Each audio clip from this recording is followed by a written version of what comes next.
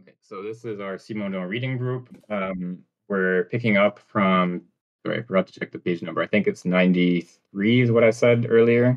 We're at the section break, the chapter break, the third part, the affective emotional content of images, or whatever the English is. I'm looking at the French right now. Ollie, would you mind muting because there's a bit of noise on your end? Affective emotional content of images.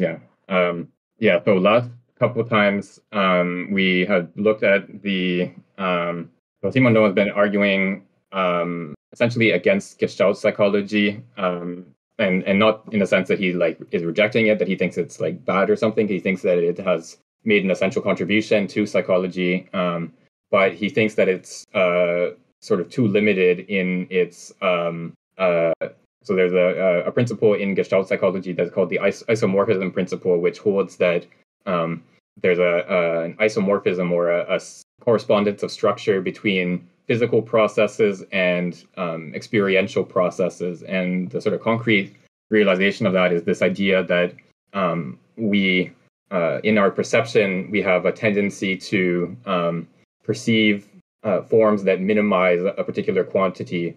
And so the sort of stock examples of this are geometrical figures. So we've talked about the example of a sphere in the case of physical processes. In the case of a soap bubble, for example, it forms a spherical shape just by virtue of minimizing surface tension. So a sphere is the smallest shape for a given volume in terms of area, the smallest area that encloses the given volume.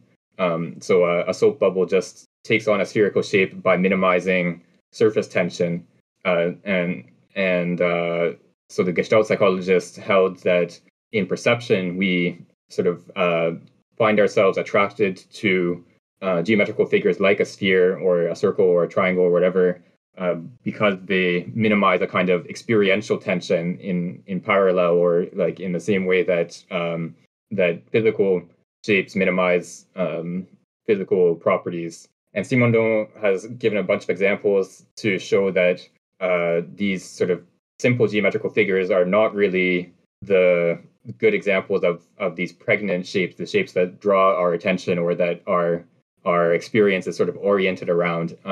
So there's a few different things, like, for example, a human face is very pregnant in that sense. So any sort of if you see a human face, partly hidden by grass or leaves of a tree or whatever, you can still see the face, even though it's partly hidden. The face outline or the shape of the face draws your attention despite being partly covered. And a human face, of course, is not a simple geometrical shape. It's a very complicated geometrical shape, but it still draws our attention in that way. And we looked at a few other examples, and Simono talks about how there are circumstances where a simple geometrical shape does have this value of standing out from the background and drawing our attention, but it does so not because it's a simple geometrical shape, but instead because it is a sign of human presence in the environment. So he gives an example of you're walking along a beach or you're in a forest or whatever, and you suddenly see a perfect circle on the ground, or a square or whatever. You would immediately assume that a person had either drawn the circle or cleared out a circular shape in the forest or whatever, and so much so that even naturally forming circular shapes like circles of mushrooms, there are these sort of legendary accounts that they're fairy circles or circles formed from witches' dances or whatever. So the sort of pregnancy or this value of attracting our attention, standing out from the background, is not due to the fact that it's a circular shape or a simple geometrical figure. It's the fact that this geometrical figure is a sign of the presence of human beings in this environment. So again, it's more complicated than this sort of simple minimization of attention that the Gestalt psychologist wanted to identify as the principle for pregnancy. Instead, and so this is connected with the text that we read in Individuation Volume 2. form information potentials, where Simondon gives his account of what he calls the tension of information. And he, in general, in many different places that we've looked at, he argues against this idea that a minimization of tension could be sort of or a minimization of surprise in the case of information theory could be the sort of source of meaning or the principle of psychological functioning or something like that. He always argues that what we instead find is a kind of metastability as opposed to a final equilibrium as the sort of goal state.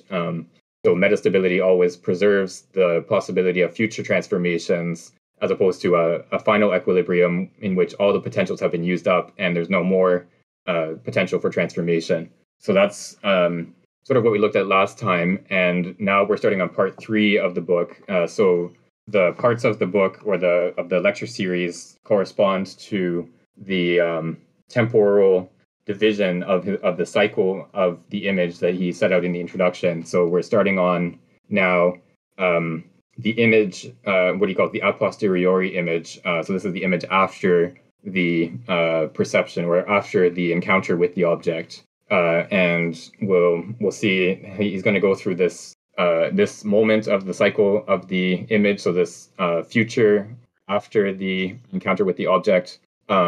He's going to go through it in each of the levels of the cycle. So he's going to talk about it at the sort of first level, what he sometimes calls the biological level, and then at the psychological level or the secondary level, and then finally at the reflexive level. So this is a fairly long part of the book, but we'll go through each of those sections over the next few weeks. Okay, so let's get into the reading. If someone would like to start from the beginning of the part. I can read. Part 3, the effective emotional content of images. The a posteriori image or symbol. A, the level of elementary conditionings. Prägung and critical periods. 1, imprinting. Prägung, Prägnation. I'm not sure how to pronounce that. In 1935, Lorenz described a mode of acquisition consisting of a very short and very early kind of impregnation. Such a mode of acquisition produces modes of activity and reactions to stimuli taken to be congenital instincts, which are, in fact, a particular type of learning. Lorenz discovered this mode of conditioning because he thought that the categorical imperative of researchers in ethology was to live with animals in their natural environment, leaving them free to retain the tempo of their spontaneous existence. Moreover, Lorenz perfected this method of observation through participation by learning gestures, vocal expressions, and attitudes, allowing a human being to intervene by forming a natural group with the animal. Hence, for a bird born in an incubator, the human may play the role of mother if he or she answers the cries of a young bird as its mother would do.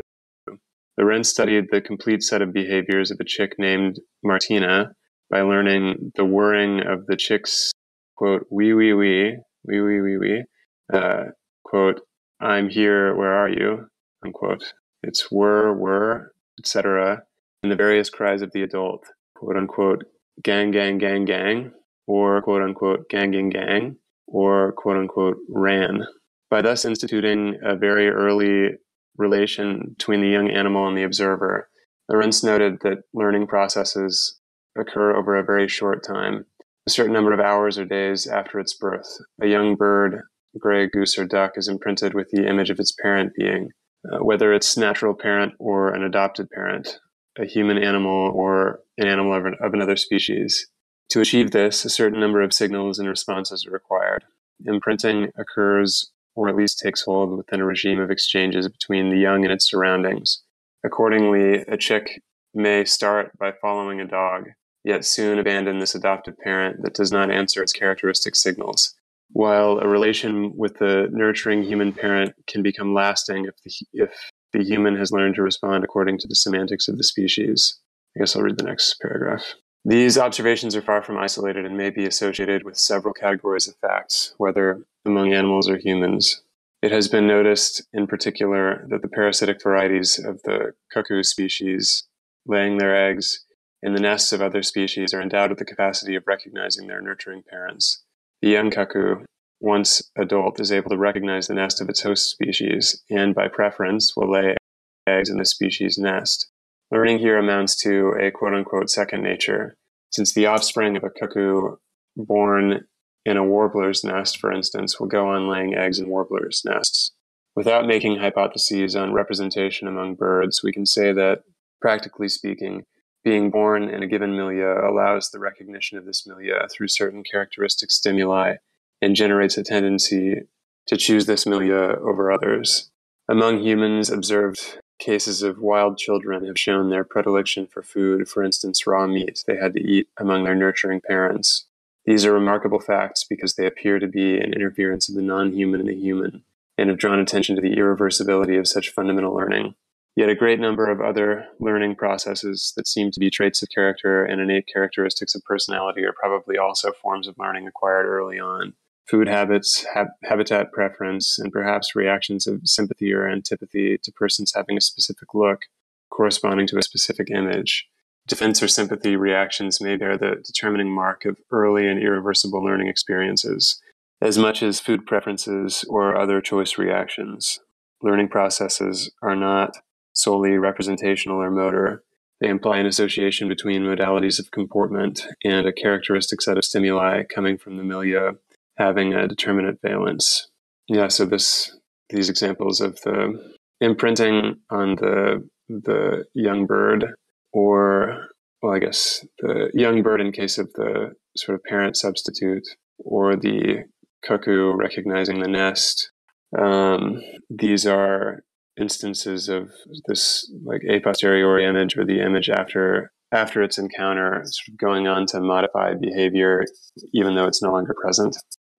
Yeah, so here we have so he's going to sort of build up to this idea of the symbol. We'll see that in a few pages, or I think maybe the next page. Yeah, so he's going to talk about what exactly this imprinting has to do with symbols, but we can already see here that, yeah, so we have this encounter with the object. Sort of in the typical case, you have the goose chick that sees its parents and follows the mother.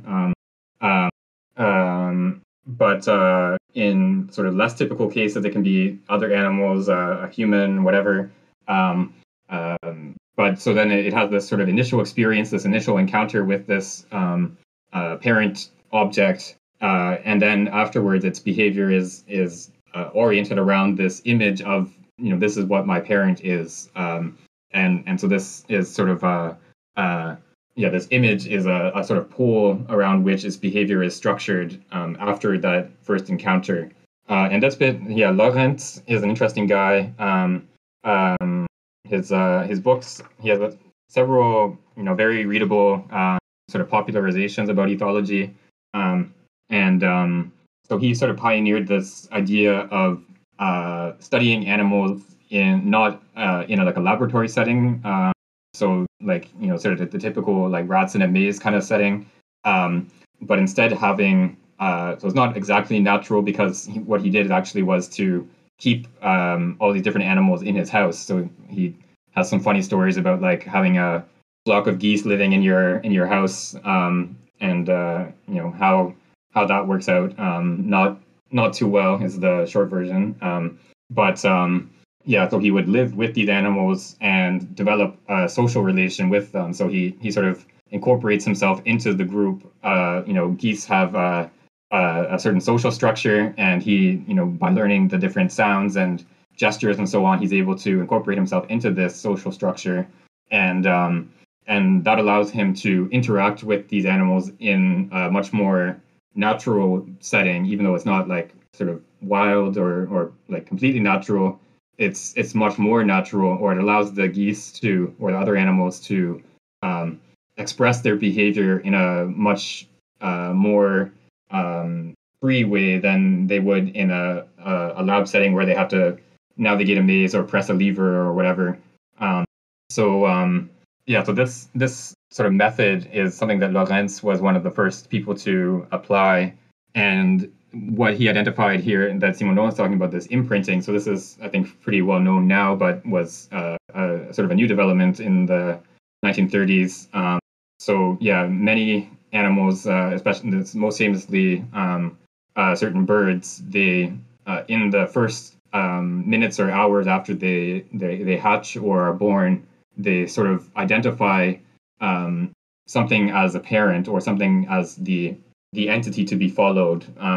They sort of attach themselves to this entity, which in the normal case is actually one of the parents, but sometimes can be other animals or entities in the environment, and so they imprint themselves onto this figure, and then they follow it around. They sort of rely on this figure for protection and guidance and so on. And so Simondon he talks about the example of geese, which is, I think, one of the first instances where this was identified. But then he talks about a slightly different example with the cuckoo, which, so they're parasitic birds in the sense that they lay their eggs in other birds' nests, and then the young cuckoo hatches, and in some instances will actually kick the other eggs out of the nest so that it's the only one left, and then the birds of the host species, the parents will feed this parasite bird instead of their own chicks. And then Simondon points out that this in at least some varieties of cuckoos, they will lay their eggs in the same in the nest of the same species as the ones where they were themselves hatched. So they've learned that this type of nest or this type of bird is the kind of bird that will they've sort of associated this type of bird with hatching or as like an environment in which to lay eggs. And yeah, so that's a slightly different kind of imprinting where they've learned through this sort of very early experience where they formed an image of like the place to lay eggs or the place for hatching or something like that. And Simondon suggests, and he's going to talk about the fact that there's not a lot of research on this in humans, but he's going to suggest that there are similar effects in humans where we have there are phenomena like antipathies, like you meet someone and you just go, yeah, I don't like this person, or sometimes you meet someone and you do really like them, but you have no sort of particular reason. It's not like you have a, I don't know, political disagreement with them or whatever. You just sort of, I don't like his face or whatever, something very vague like that.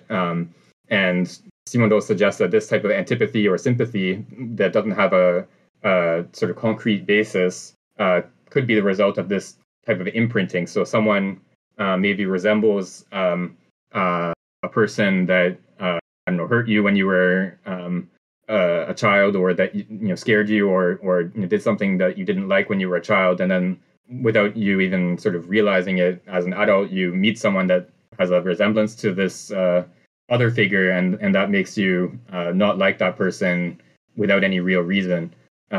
So yeah, this is something that I think even now has not really been studied.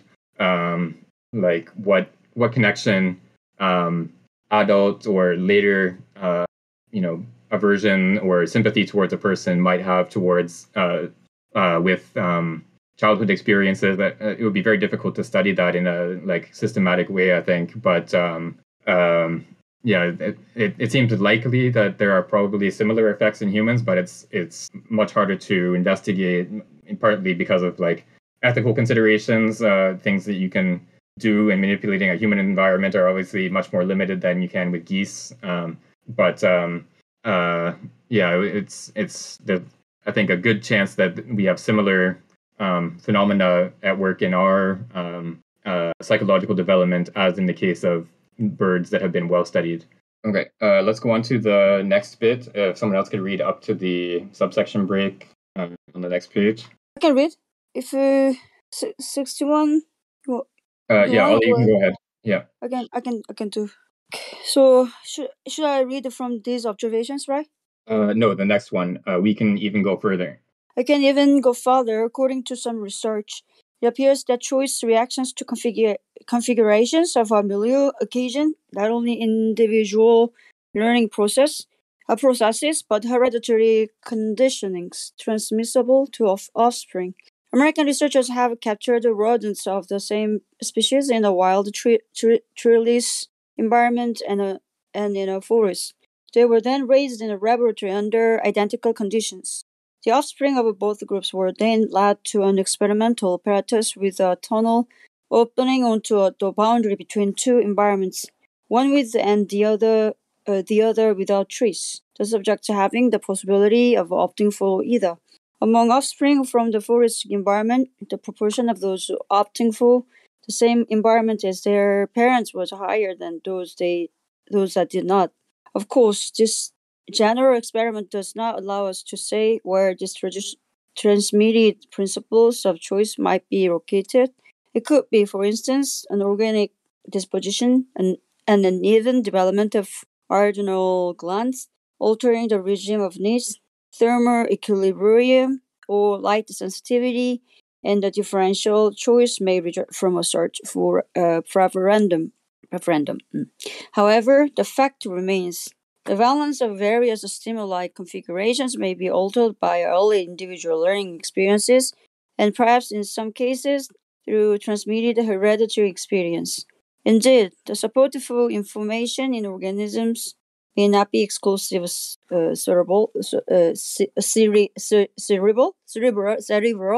which would explain why the replacement of one nervous system by another. Hereditary transmission solely of the species structures, while erasing neural memory traces could give way to a transmission of information or reactive dispositions through a non-neural chemical pathway. Experiment on planarians.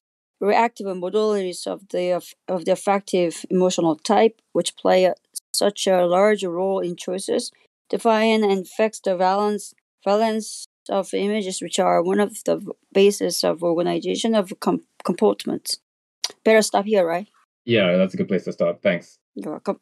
So this bit, so there's long-standing controversy in evolutionary biology about what's called the inheritance of acquired characteristics. And so this was especially in the early 20th century debated between the sort of core Darwinian method of or mechanism of evolution doesn't allow for the inheritance of acquired characteristics. So the Darwinian mechanism of evolution is there's variation in the population, and there's a differential rate of reproduction of successful reproduction among the different varieties in a population, and there's inheritance of the characteristics of the members of the population, and those three sort of principles together lead to a change in the portion of the different varieties in a population, and eventually they can lead to changes in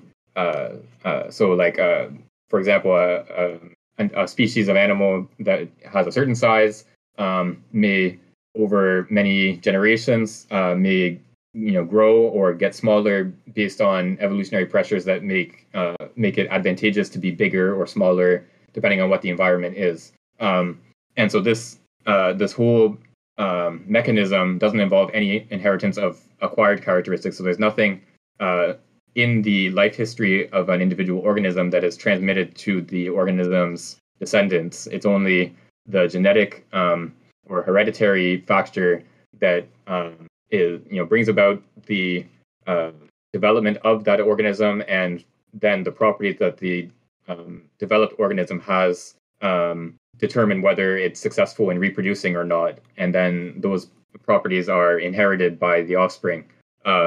And then the other sort of mechanism for evolution is sometimes known as the Lamarckian evolution, which is a slight misnomer because Lamarck actually didn't make this sort of a central principle to his system of evolution. But the idea is that organisms will have certain experiences. They perform actions of certain kinds, and they have certain experiences.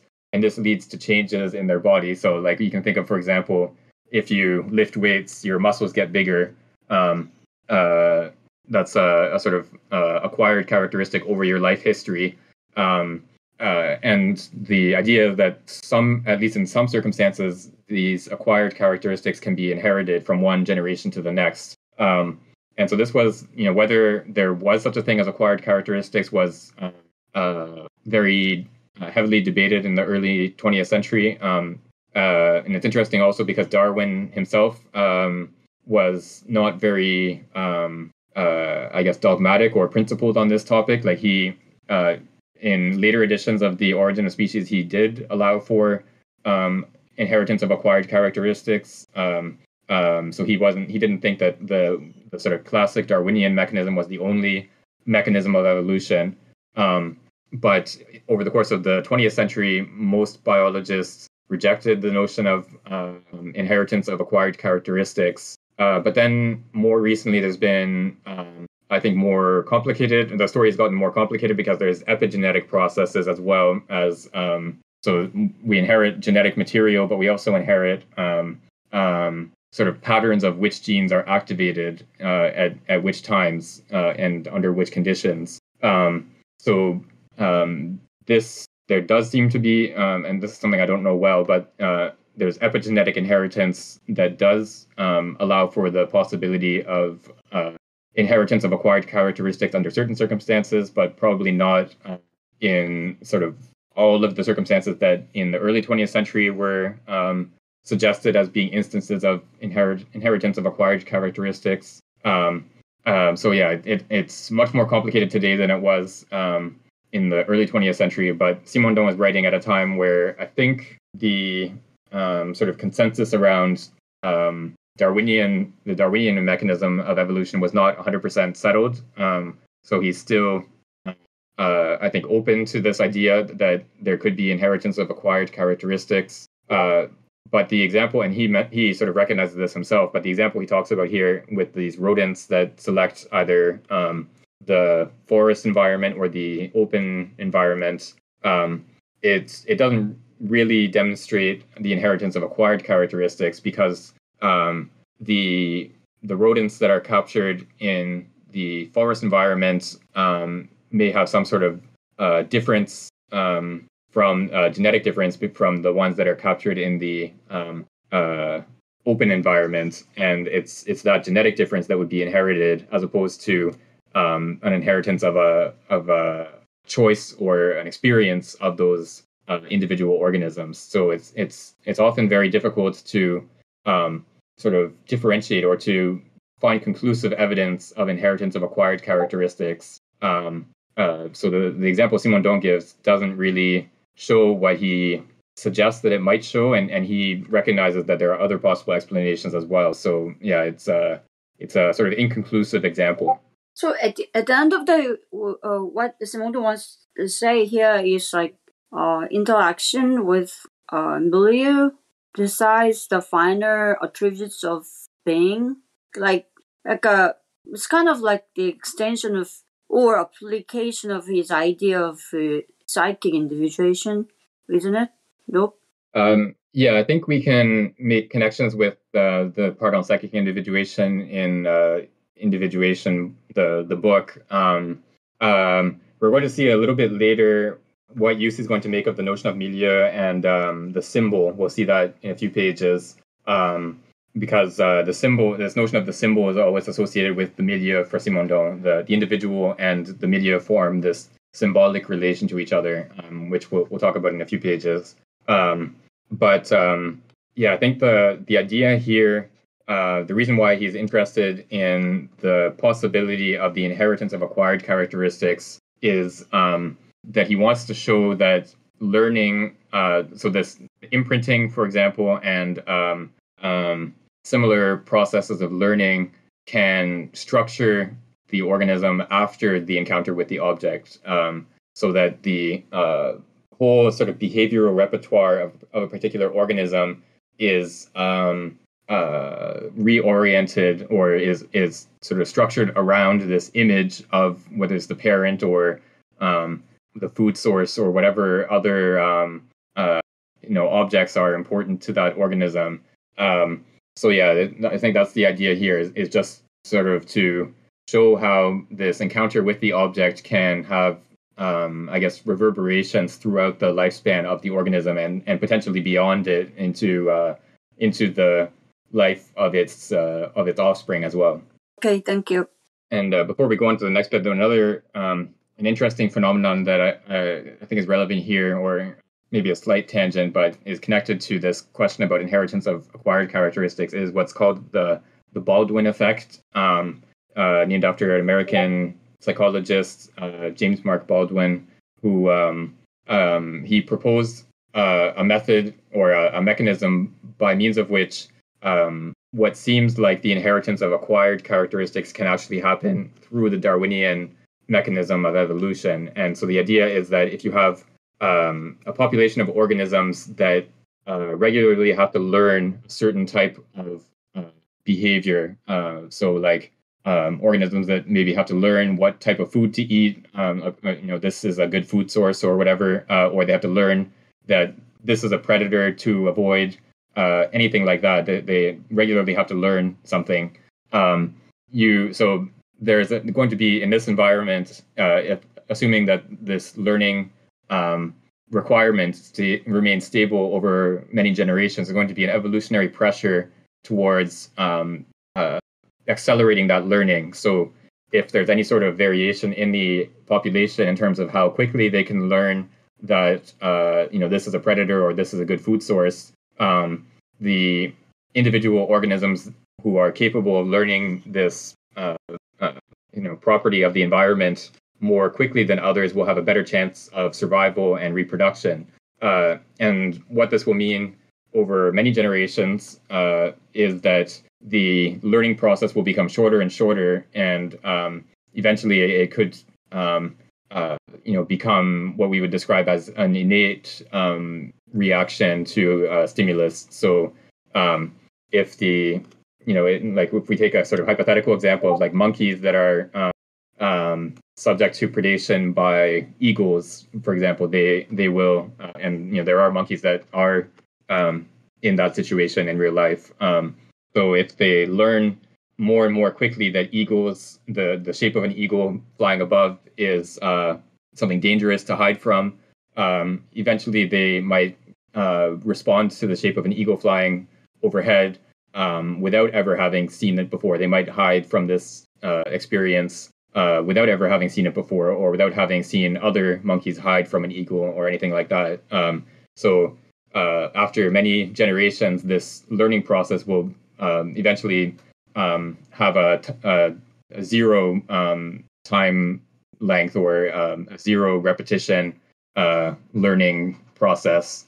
So the what was at one point a learned response to a particular experience eventually becomes an innate response, or what we can describe as an innate response to that experience. And so it looks like if you just observe that at time one, the animals learn to be afraid of eagles, and then at time two, the descendants of those animals are innately afraid of eagles. You would think that it's like an inheritance of acquired characteristics, but it's actually through natural selection, the Darwinian mechanism, that this response to seeing an eagle becomes innate. So it's again, it's very difficult in general to show that something is actually an instance of inheritance of acquired characteristics and not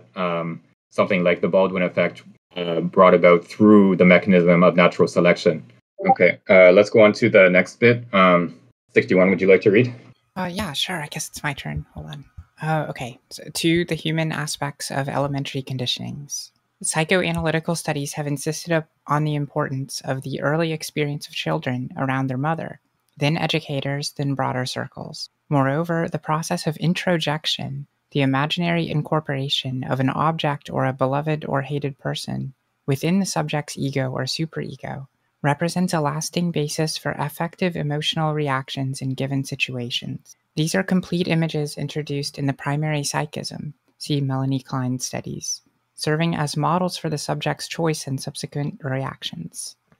Yet we might expand this interpretation to consider that this acquisition of affective emotional valences may be instituted every time the subject encounters a new situation, when the awakening of motivation is intense, and the lack of previous structures affords a margin of indetermination to the behavior. Steckel has studied human sexuality in this purview in 2 books titled Impotence in the Male and Frigidity in Women, in which the author analyzes the causes of a large number of dyspareunia. The comportment of an entire life appears to be directed by the affective emotional components of fundamental moments in a subject's history that are not necessarily connected to childhood. The necessity in the course of ontogenesis of constituting definite affective emotional reactions discloses privileged periods that may be termed critical periods.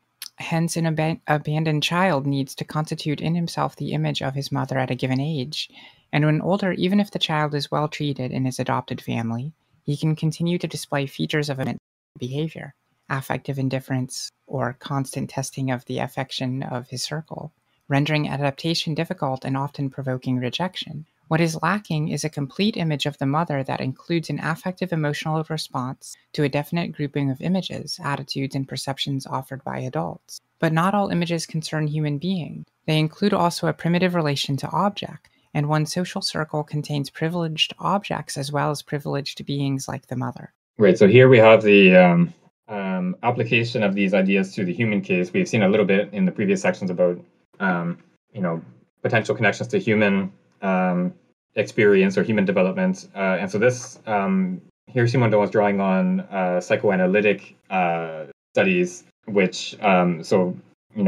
famously there are these different phases that Freud, for example, posits in development of sexuality in humans.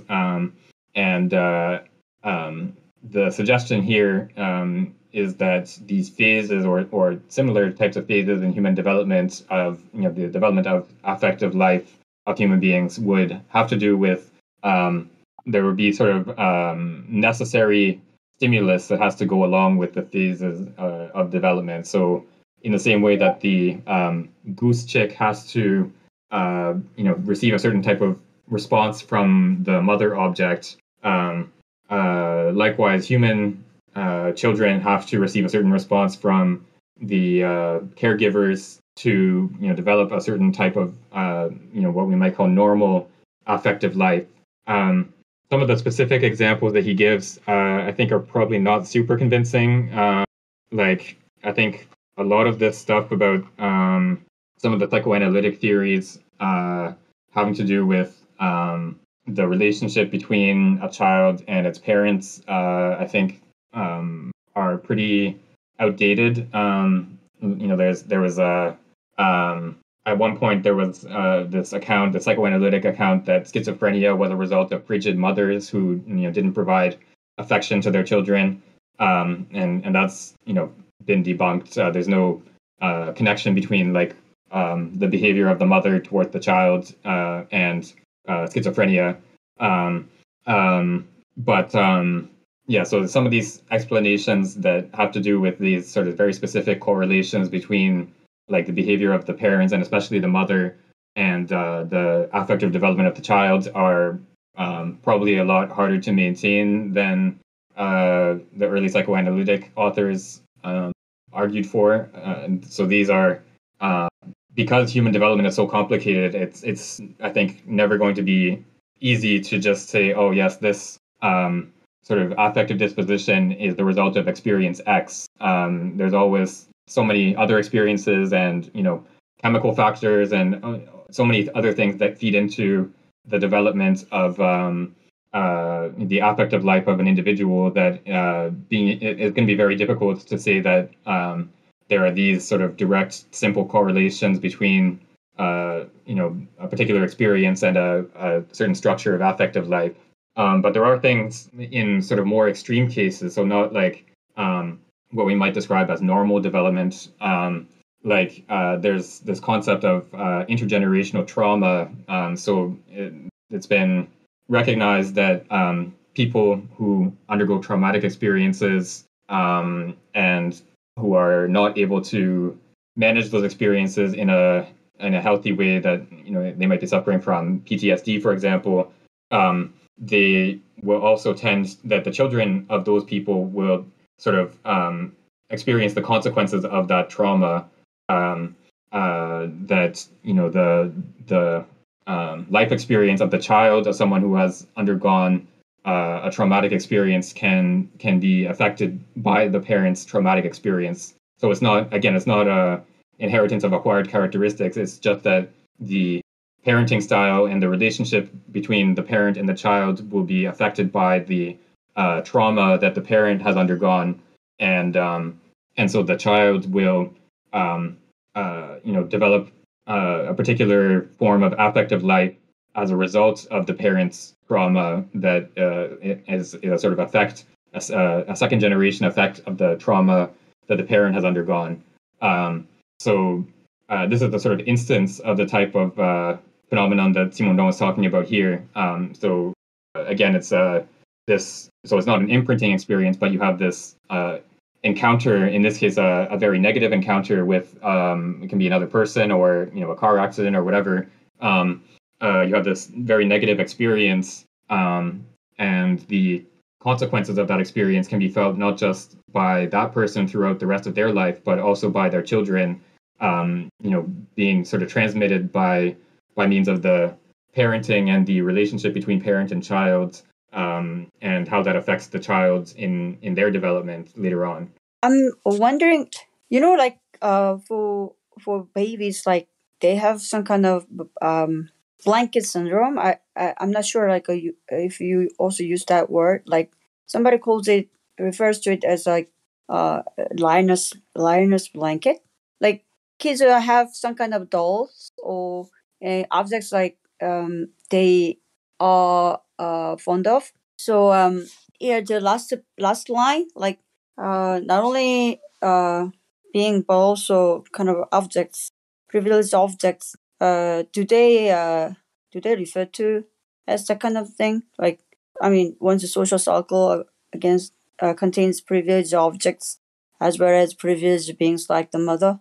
Yeah, that's actually the topic of the next section. So we're going to go all into the relationship between a child and the various objects that these privileged objects that the child is attached to. So yeah, the blanket is a perfect example of an object that can have a very significant emotional attachment and valence for the child that plays this role of this privileged object. Yeah, of course. Like we are going to read the next section, but the I hope I can sort out like how, I mean, the social circle contain. So it doesn't mean like the emulate the privileged objects, right?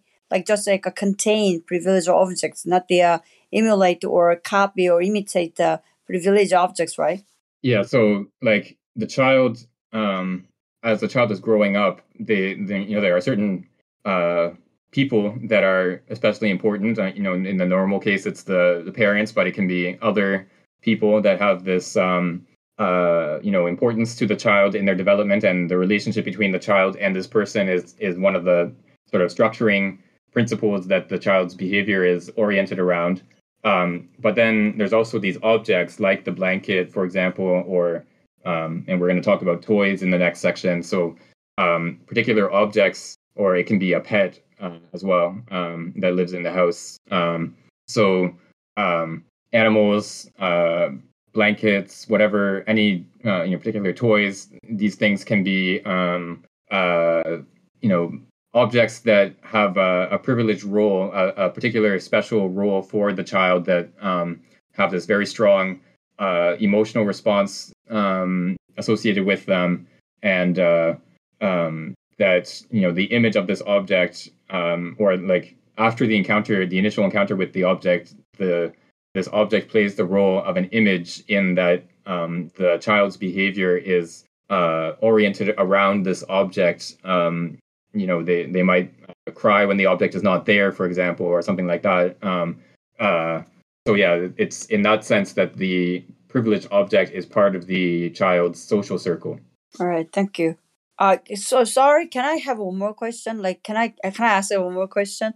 Like, yeah, like a mother image or father figure.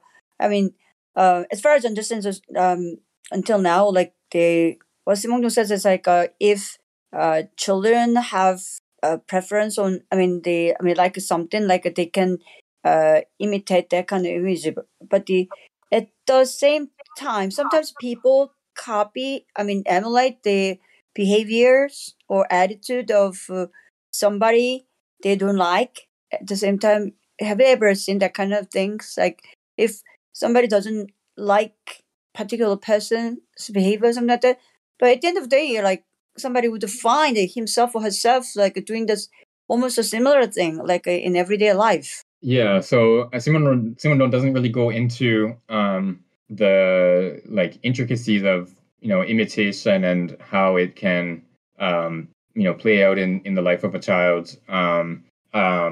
But yeah, you're right that you can imitate someone that you have an enemy relationship with. You can sort of find yourself doing things that your enemy does, or you can have relationships like sibling rivalry, where you might, one child might resent the other child or have a antipathy to the other child, and but at the same time they sort of copy each other. So yeah, there's much more complicated relationships that can happen. So imitation is only one sort of instance of this relationship between the child and the parent. It's more generally what these relationships consist in is what Simon was interested in here, not imitation as such.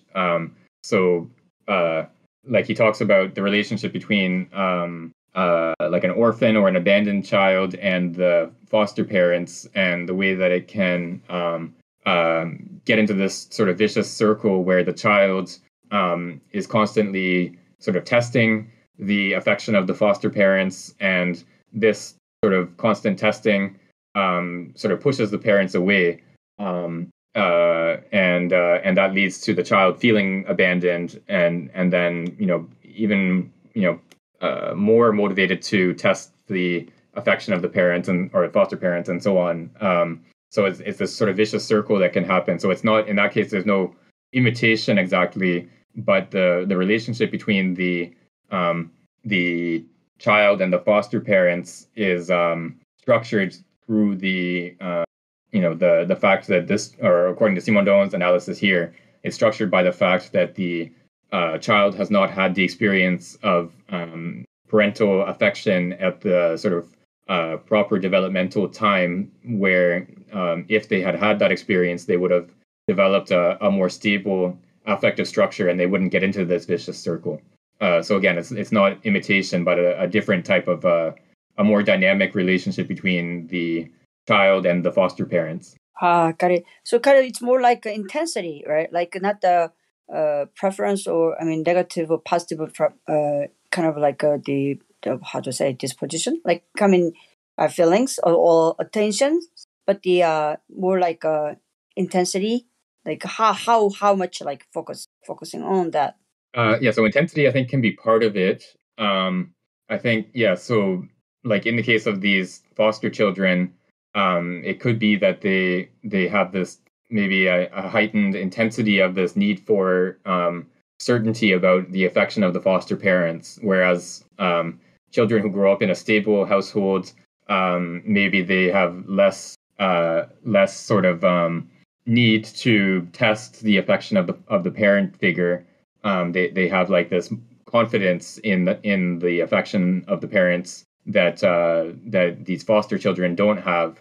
So there would be sort of less intensity of this like felt need to be certain of the parent figure's affection. Intensity can be part of it, but I think what Simondon was pointing to here is the sort of development over time of the process that brings about a particular affective disposition. So it's the fact that the foster child didn't receive a stable, effective response from a parent figure at the proper time in its development.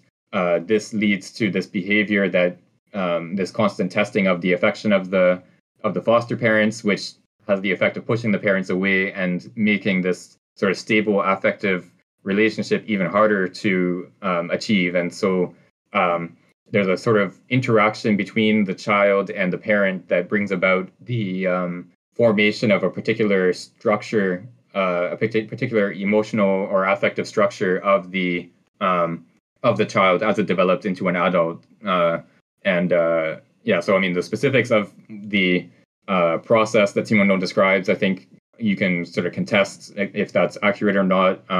You would have to look at, more detailed studies of foster children and how they develop and things like that. But I think the more general sort of like method of explanation, this sort of interaction between parent and child as bringing about the formation of the affective life of the child, I think that's like the more sort of the core point that we can hold on to.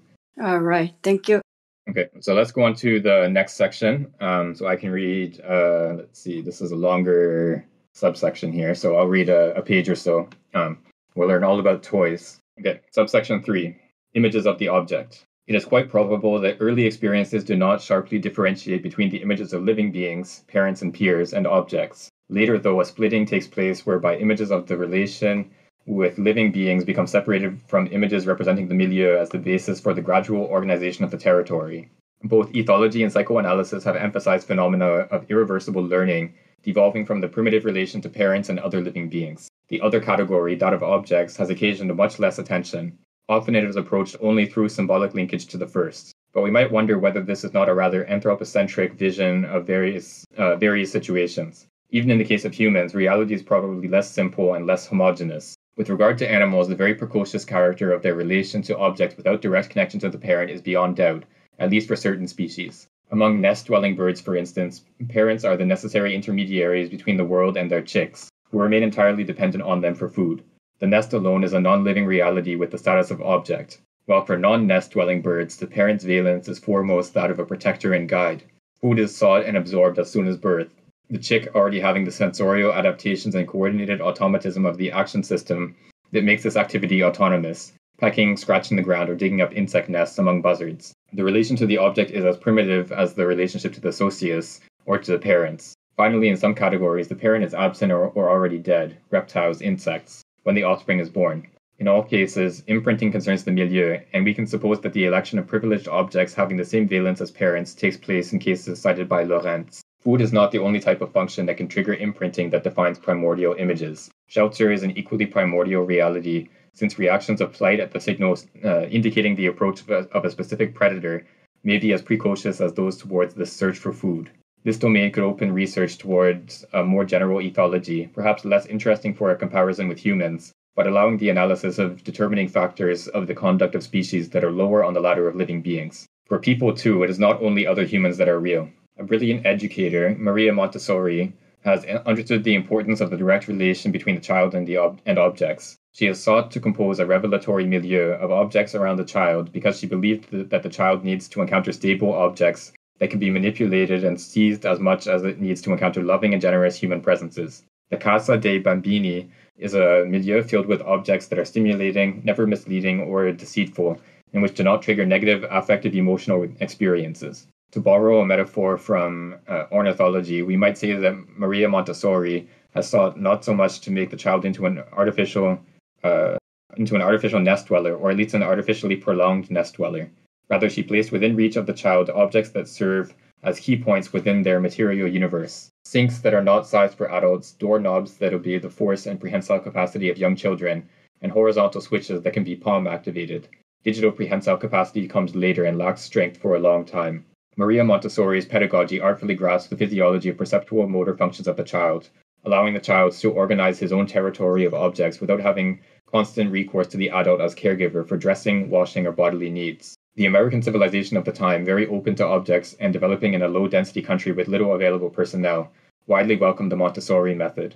We will not develop here other aspects of this pedagogical method, but it is clear that with such bases, an important place is reserved for spontaneous discovery through manipulation and observation, and that the didactic and authoritarian aspect is all the more reduced. Yet it is not enough to say it is an active method, since a method may be active by calling on essentially human realities, while here activities are centered on objects. Right, and so Angus has posted a picture of a Montessori classroom. So the I don't know a lot about this, but yeah, these types of schools are still around today, Montessori schools. And part of the idea is that you have things that are child-sized and sort of structured in such a way that children can use them independently. So the examples that Simon talks about here are like a sink that's at the height where the child can use it, and so the child can wash their hands without needing an adult to lift them up to the sink or help them or anything. And so the idea is that children learn to experience their environment, to manipulate objects, perform different tasks independently, and so the learning process is not like sort of sitting and being taught by this authority figure, but instead it's a sort of exploratory process where you manipulate objects and learn their properties through experience. So this is sort of one instance of this relationship to objects that are not just the parents or not just other living beings. So that's the sort of central point of this section, subsection, is this idea that our experience of objects or our learning to respond to objects in various ways can be just as important as our experience of living beings, including our parents. This point about direct interaction with the object in the Montessori schools, and also in the case of the birds that aren't raised in nests, reminds me of the beginning of Individuation Volume 2, where he talks about the technician. And the technician for Simondon, interestingly, I think like for him, the earliest examples of technicians were like prophets or, like mystics of some kind, people who interacted with the divine, but also, it includes like engineers. But the idea that instead of having this kind of purely social mediated relationship with the object and the milieu, the technician has direct access, immediate access to the object. And I think that something similar is at work with the Montessori school in the way that the children can sort of, use the sink or open doors on their own without adult intervention. And I wonder also if, I remember him saying something, I don't remember where it was, but something about like monster truck rallies in Individuation somewhere. And I wonder if he thinks that there's this, like a inadequately transductive or inadequately analogical relationship to the object that leads to a kind of stereotyping of the object or some aspect of the milieu itself that he sees as deficient. Yeah, there are a couple of interesting connections there in your comment. So starting with the last bit there, what Simondon referred to specifically was demolition derbies. I can't remember the exact context, but he talked about the way that there's this the destruction of an object of use, a car that potentially could be used, has a sort of affective role. It's beyond just of course cars are destroyed all the time in a junkyard or whatever, where the cars are no longer useful. But like a demolition derby is a new car or a car that could be used that gets destroyed, so it has this sort of almost a sacrificial role in this context. But then, so the connection with the technician, I think, is an interesting one.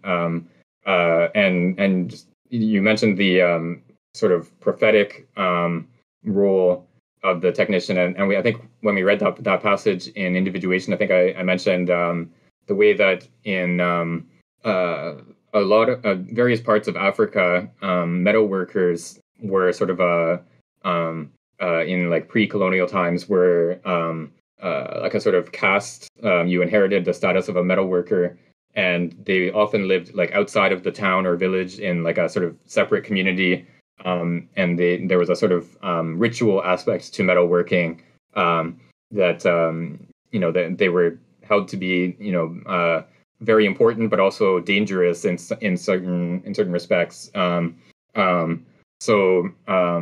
Yeah, there's this role of the technician, this sort of extra social role of the technician. They have access to physical objects in a way that other people don't have, but they also have access to potentially the realm of the divine or the magical realm in a way that others don't have.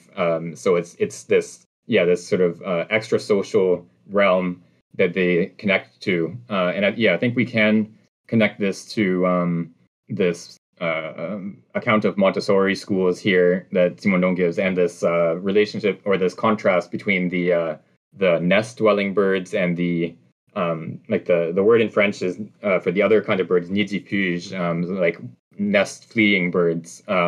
So like for those who maybe don't know about this contrast, so there are certain birds that when they hatch, they're essentially helpless. They depend on their parents to feed them for several weeks or a certain amount of time before they can actually fly or leave the nest on their own and find their own food and everything.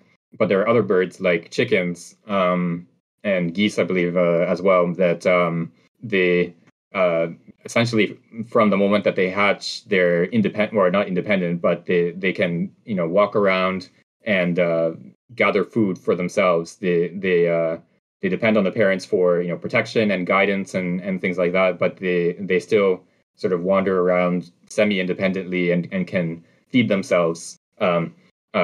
So just as another sort of example of this, here in Ottawa, we have a network of bike paths, and the geese love these paths because there's like grassy areas around it. So there's tons of geese. Every year we have these flocks of baby geese, which are very cute, but also cause a huge mess all over the bike paths. So yeah, you have these like little geese, little goslings wandering around all over the bike path. So they, like, as soon as they're born, essentially, or within an hour or two, they can go around and feed themselves, even though they still follow the parents and rely on the parents for protection.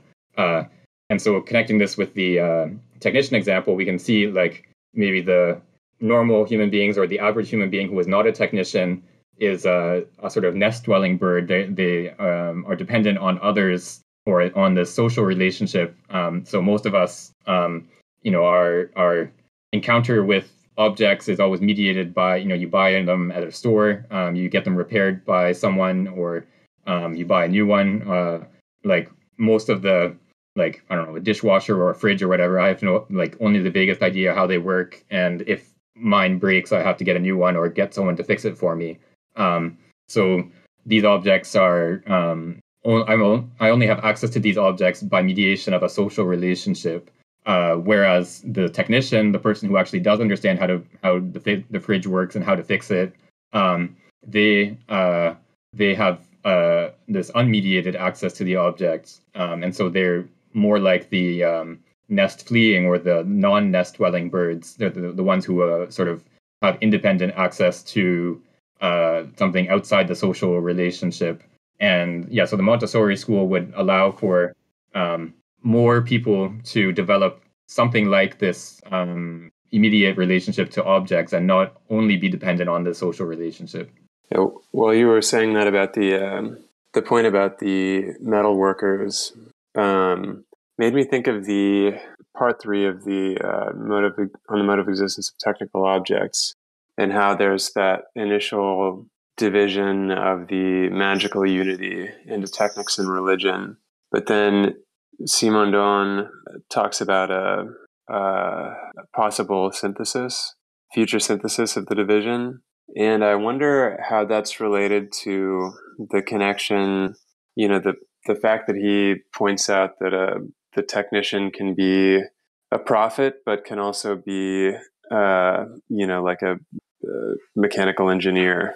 If he's pointing towards that future synthesis there. Yeah, so in that text, in On the Mode of Existence of Technical Objects, part 3, there are like a few partial syntheses that appear. So the aesthetic synthesis, so aesthetics or the aesthetic realm, the aesthetic mode of existence is a sort of partial synthesis of the technical and the religious. And he eventually, after many other developments, he sees philosophy as playing the role of this final synthesis that would unite reunite what was split from the magical unity. But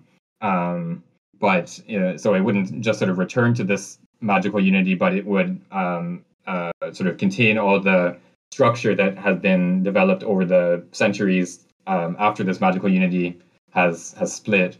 But yeah, so he talked about the different sort of partial syntheses and then the final synthesis in philosophy.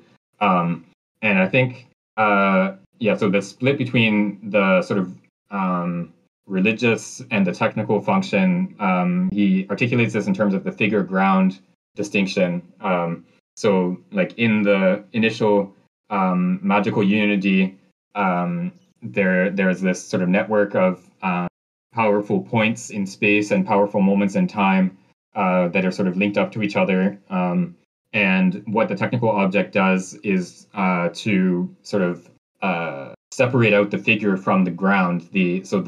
This point of articulation of the power, this magical power, is something that is no longer tied to a particular place or a particular time, where like a magical ritual or a magical practice is something you can only do at the full moon or on the peak of a mountain or whatever.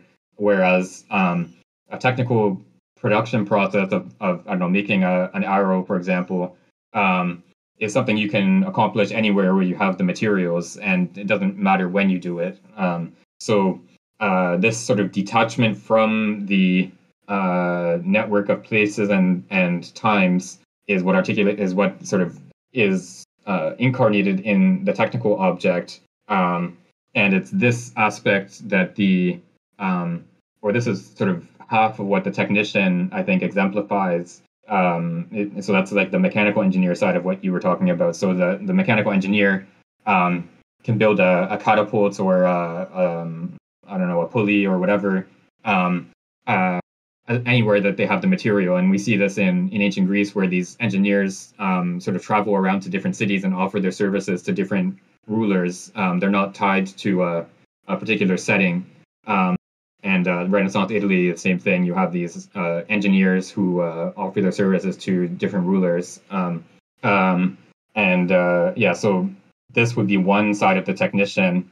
But then the other side is this more mysterious sort of access to the ground of the figure ground distinction. This access to these sort of mysterious powers that underlie the figural reality of the technical objects. So yeah, the technician, like the metalworker, has the capacity to produce, I don't know, arrowheads and bronze figurines and all these sort of useful objects or aesthetically valuable objects. But then at the same time, they have these sort of mysterious forces that they incarnate or that they channel or something like that. So these two sides are at work in the figure of the technician, and I think in the technician they are sort of still separate, even if both sides are present. And I think what Simondon sees the role of philosophy, or one of the roles of philosophy, is to reunite those separate aspects that are still they're still separate in the technician, but even if they're both present. Yeah, and he also probably just in reference to mode of existence of technical objects, there was that section in Individuation Volume 1 where he talks about science and faith and argues that they're incomplete in themselves and that there needs to be a kind of synthesis between them. Yeah, that's sort of a standard move for him, is to identify these sort of polar opposites and try to find the sort of unifying points where they meet each other. So either the point out of which they both arise, or the point towards which they both sort of are directed. So yeah, that's like a standard move that Simondon makes in many different contexts. Okay, let's go on to the next page. I think we can get to the end of this subsection and maybe stop there for today. So yeah, let's just read one page for now, and then we'll read the next page after, if I can get a volunteer. I can read. Where did we... Are we at besides? Yes. Besides this systematic and coherent aspect, we may consider the toy, or the familiar object recruited by the child without adult intervention, as corresponding to imprintings related to things. Indeed, a toy is the correlate répondant of the ego in the milieu, for better or worse. It forms a couple with the child, like the symbolon with the other symbolon, half of the primal whole, from whence come symbola in a random division. This is what causes the child's deep and essential bond with the elected object that we may call a toy, although it is not always what the adult means by this word. For it can be an animal, a tree, rocks, an old clock. The symbolon lends itself to replacements. A yellow hen, elected as a favorite toy and named Little Yellow, may be replaced by another yellow hen considered to be the daughter of the former, whether that is the case or not, and named quote-unquote Little Yellow 2. A whole dynasty of elected objects may come in succession, like a car series from which a buyer chooses. Car makers know how to produce successions and filiations through names and shapes so that the new models continue the older ones. This does not mean, in spite of a psychoanalytic interpretation, that the object is the symbol of the ego in the sense of a representative of the ego, an image of the ego. Rather, the object is the ego's correlate and associate, without any confusion with the ego, apart from extreme cases in which belonging becomes an envelope, an ego skin. The object is the other in relation to the ego, and not the same, but an other tightly bound to the ego, its best friend. In this sense, and to this extent, we can clearly understand the normative and pedagogical importance of the design of toys, which represent for children living in large cities a major source of elected objects. Such toys, prompts for the formation of images, are prototypes for the relation to the object, and their characteristics facilitate imprinting in the child. We shall leave aside dolls as an arsenal of role play, as false objects through which a child finds a smaller being than himself, and which allows him to act as an adult in a world of norms and artifice. In fact, doll play takes place partially in the presence of the adult, and more specifically of the mother, when we are dealing with true instances of role play, rather than with the first manifestation of the child's parental instinct. Adult norms remain outside the object of election. The miniature model, a scaled reproduction of vehicles or machines, is also an occurrence of role play, through which the child can play at being an adult. The captain attacking the Alamo, the head of the team launching missiles or satellites, more simply a railway station master. These are accessory toys unless they become more like instruments, miniature toy cars launched by hand for races. These adult norms, besides the fact they curtail the freedom of choice in electing a symbol object, impose an already socialized character on this choice, which passes through the intermediary of a sale, and thus through obstacles that are economic, ritual, Christmas present, gifting, that involve relations with representative adults or bartering with peers, or forms of imagination translating the traditions and tastes of a given population, such as the Mickey Mouse toy series. Moreover, because adults misunderstand toys, they often overlook norms of reliability. A toy is not a serious thing. It only needs to work during the sale on the store counter. This leads to a cruel and bitter disappointment when the object that was self-chosen breaks apart in the child's hands, instead of staying with him as he grows, resisting wear and tear, and not disintegrating as soon as it is disassembled. A large number of toys are like the tureen in the tale from Auvergne, where the guests of the Dauphin of Auvergne are instructed not to open it under punishment of exile.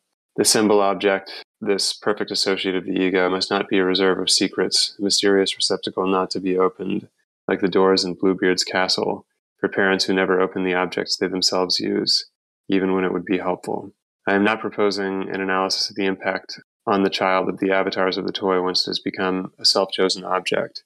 Yet the very fact that the toy can become such an object underlines the importance of its construction according to a high standard of reliability. In order to fully ensure and fulfill its elementary role as a key point in the object world, the toy should last an entire childhood, perhaps an entire lifetime, and have neither secrets nor weaknesses. For the child, it is the prototype of the world. Yeah, I mean, this is a very interesting discussion of toys. I think it's pretty much just an extension of the point that he's been making about immediate rather than sort of socially mediated relationships of the object. I also kind of feel like maybe Simondon bought a toy for one of his kids shortly before writing this, which broke, and he was annoyed about that. Yeah, it definitely sounds like there's a personal experience. It could be either that, or it could be that, you know, he as a child maybe had a toy that he loved and that broke and caused him a lot of suffering. And you see this with children, you know, their favorite toy, they lose it or it breaks or whatever, and how distressing that can be. I think, yeah, so this notion of the symbolon is, you know, is one we've seen many times before, but just as a quick recap, Simondon always connects this with the ancient Greek practice of using a token for the relationship of hospitality between a guest and a host. So there was this practice where you'd have a stone or some sort of token that you would break in half, and the guest would take one half and the host would keep the other half, and then they could their descendants or family members or whatever could use this token to recognize the other partner in this relationship after, you know, many years. So you would just hold the two pieces of the token together, and if they fit together, then it you know, shows that you found the right partner. For Simondon, the relationship between the individual and the milieu is always this symbolic in this sense. It's always these two halves of a whole or of a greater reality that complement each other. And here he's talking not about the milieu as a whole, but the particular element, which is the toy or the elected object. So this can be a toy in the sense, you know, something that a parent, you know, buys at the store or makes for the child, you know, a toy car, a house or whatever. But as he points out here, it can also be an animal, like the hen that the child sort of attaches themselves to. It can be, you know, sometimes it's an object that wasn't, you know, designed to be a toy. You know, like you know, some children, like you find you buy a toy for the child, and they end up being more interested in the box that the toy came in than the toy itself, right? They use the box it can be a car or it can be anything, like whatever they imagine it to be. So yeah, it can be, the elected object can be just about anything. And yeah, we talked about the blanket earlier. So the blanket is an interesting case because it has no sort of shape of its own and no real features of its own. It has the property of being, you know, warm and comfortable and whatever. But like it doesn't resemble a human face or human body. It doesn't have like its own sort of structure. It's just a sort of featureless piece of fabric. But at the same time, this blanket can become, this very strongly affectively charged object that the whole sort of behavioral system of the child is organized around, you know, having this blanket with them at all times. And, they can be very upset if they don't have the blanket and so on. So Simondon points, there's this bit about the doll, and he's talked about the doll earlier in this set of lectures, where he says that he thinks that adults sort of misunderstand the role of the doll when they try to make the doll anatomically accurate. So they make the doll like resemble a human baby as much as possible, and this is not really what the child needs from a doll. And he points out that children are just as happy or even happier with like a bundle of rags that has like a sort of vague head shape at one end, as they are with like an elaborate contraption that resembles a baby. So it's not the sort of perceptual property of resemblance that is important in the doll or any toy. It's the first of all the motor properties. So does the object sort of allow the child to perform certain actions with it, and then sort of layered on top of that, the child develops this affective relationship, which again can be something can happen even to a blanket or something that has very little in the way of like perceptual properties that might sort of lend themselves to the child's attachment. And then so this idea of the toy as the importance of the toy to the child, I think is very interesting because it connects again with this Montessori school example, because the idea is that you want the child to develop in such a way that they can interact with the world in a sort of stable affective way, that they are resilient to setbacks that happen. They don't sort of break down when something bad happens to them, or like they lose an object or whatever. And be sort of resourceful. They're capable of interacting with objects independently, and figuring out problem solving and things like that. And so if this is what you want out of a child's development, if this is sort of what you're directing your child towards, then the child having this experience of the toy as this sort of stable object towards which they can direct themselves, an object that doesn't deceive them or disappoint them, you can see why it would be very important for the child to have this experience, that they can rely on this object. Being able to rely on your favorite toy might be just as important as being able to rely on your parents in your development. And so in the same way, we would recognize that if your parents are unreliable in various ways, if they lie to you all the time, or they promise to do something and then don't follow through, or they don't provide for you reliably, that obviously will have an effect on your development as a child and your relationship with your parents, and the type of person that you grow up to be. But in the same way, or in a similar way, if you have all these experiences of sort of cheap toys that break, or that they don't do what they sort of are advertised to do, that you expect the toy to have a particular property, but then when you try to use it, it doesn't do what you wanted it to do. This type of experience of disappointment could be just as impactful on the child as the unreliability of the parent. I think Simondon is suggesting here that we should sort of broaden our perspective on child development to include relationships that are not purely social, but that include relationships to inanimate objects as well. Okay, let's go on to the next bit. We can read up to the end of the section break. Okay. If a couple people have to leave, it's probably late for you. Okay, maybe we can stop here and pick up from here next time. So we're on page 99, I believe, because that's where we ended. Okay, let's stop here. And then we can pick up from there next time.